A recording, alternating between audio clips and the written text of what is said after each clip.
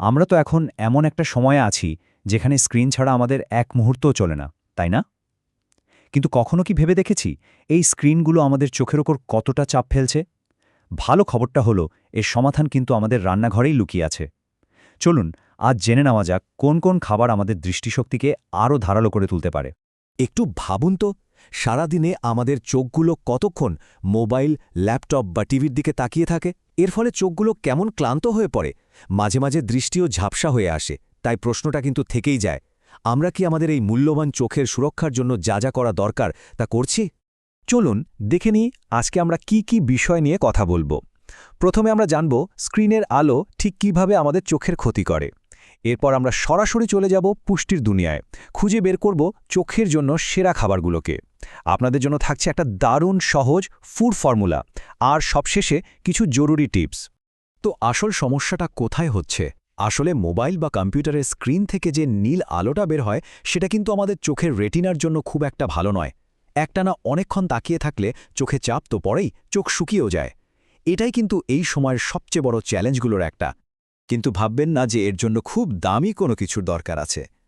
সমাধানটা আছে একেবারে আমাদের হাতের কাছে, আমাদের খাবারের প্লেটে। ঠিকঠাক পুষ্টির মাধ্যমে আমরা কিন্তু ভেতর থেকেই চোখের জন্য একটা শক্ত সুরক্ষা বলয় তৈরি করতে পারি। চোখের কথা বললেই যে ভিটামিনের নাম সবার আগে মাথায় আসে সেটা হলো ভিটামিন এ। এটা শুধু আমাদের দৃষ্টিশক্তিকেই ভালো রাখে না, রাতকানা রোগের মতো সমস্যা থেকেও দূরে রাখে। আর সবচেয়ে ভালো ব্যাপার হলো গাজর, মিষ্টি কুমড়া, পালং শাক বা ডিমের কুসুমের মতো খুব সাধারণ খাবারে কিন্তু এটা প্রচুর পরিমাণে পাওয়া যায়। এবার আসি ভিটামিন সি এর কথায়। এটা কিন্তু চোখের জন্য একটা বডিগার্ডের মতো কাজ করে, মানে চোখের কোষগুলোকে নানা ধরনের ক্ষতির হাত থেকে বাঁচিয়ে রাখে। আর এটা পাবেন কমলা, লেবু, পেয়ারা বা আমলকির মতো সব রসালো ফলে। আর ভিটামিন ই এর কথা তো বাদই দেওয়া যাবে না। এটা চোখের ভেতরের একদম নরম টিস্যুগুলোকে আগলে রাখে, সুরক্ষিত রাখে। মাত্র এক মুঠো বাদাম, কিছু সূর্যমুখীর বীজ বা অ্যাভোক্যাডো থেকেই কিন্তু এই জরুরি পুষ্টিটা আমরা পেয়ে যেতে পারি। আচ্ছা, এমন কি হয় যে অনেকক্ষণ কাজ করার পর চোখটা কেমন খচখচ করে, মনে হয় শুকিয়ে গেছে? এর সমাধান হতে পারে ওমেগা-3 ফ্যাটি অ্যাসিড। এটা চোখের রেটিনার জন্য খুব উপকারী। ইলিশ বা স্যামনের মতো মাছ, আখরোট আর তিসির বীজে এটা ভরপুর পরিমাণে থাকে। আচ্ছা, এবার দুটো একটু কঠিন নামের পুষ্টির কথা বলি, লুটেন আর জিয়াজ্যান্থিন। নামটা যেমনই হোক, কাজটা কিন্তু দুর্দান্ত। বলতে পারেন এরা হলো চোখের নিজস্ব সানগ্লাস, স্ক্রিনের ক্ষতিকার নীল আলো থেকে চোখে বাঁচিয়ে রাখে। আর এদেরকে পাওয়া যায় পালং শাক, ব্রোকলি আর ডিমের মতো খাবারে।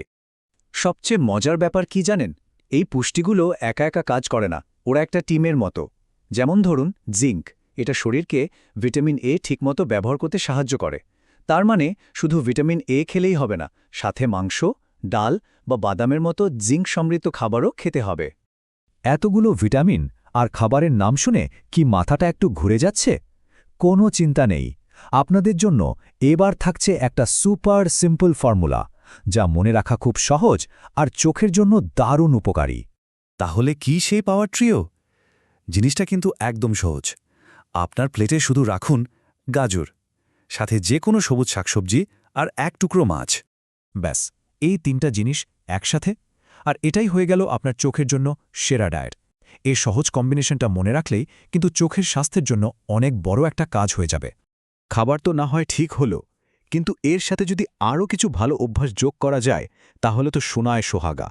চলুন সেরকমই কিছু সহজ কিন্তু খুব কাজের টিপস দেখে নিই। খাবারের পাশাপাশি এই তিনটি সহজ অভ্যাস আপনার চোখে একদম নতুন জীবন দেবে। প্রথমটা হলো স্ক্রিন টাইম একটু কমানো। দ্বিতীয়টা খুবই জরুরি, রোজ রাতে 6 থেকে 8 ঘন্টা ভালো করে ঘুমানো।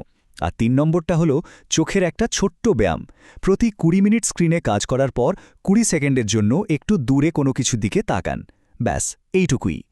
তো এতক্ষণ আমরা যা যা আলোচনা করলাম তার থেকে মূল কথাটা কি দাঁড়ালো? মানে যদি এক লাইনে পুরো ব্যাপারটা বলতে হয় তাহলে সেটা কি হবে? চলুন সেটাই এবার দেখে নেওয়া যাক। একদম সহজ করে বললে সূত্রটা হলো ভিটামিন এ, সি, ই, তার সাথে ওমেগা-3 আর সবুজ শাকসবজি। এই সব কিছু মিলিয়ে কিন্তু আপনার দৃষ্টিশক্তিকে দারুণ রাখবে। এটাই হলো আজকের আলোচনার মূল কথা। তাহলে আজকের আলোচনার পর এই উপকারী খাবারগুলোর মধ্যে কোনটা আপনার প্লেটে সবার আগে জায়গা করে নিচ্ছে? একটা ছোট শুরুও কিন্তু অনেক বড় পরিবর্তন আনতে পারে, তাই না? আজ থেকেই শুরু করা যাক।